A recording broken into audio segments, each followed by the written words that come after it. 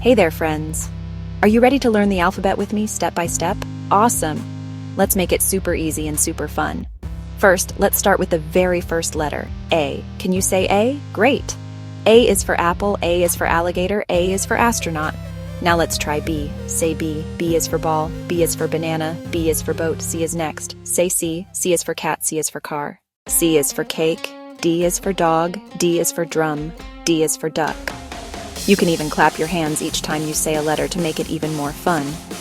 Now let's try something cool. I'll say a letter and you shout it back at me. E, F, G. Wow, you're getting the hang of it. Remember, it's okay to go slow. Practice each letter one at a time.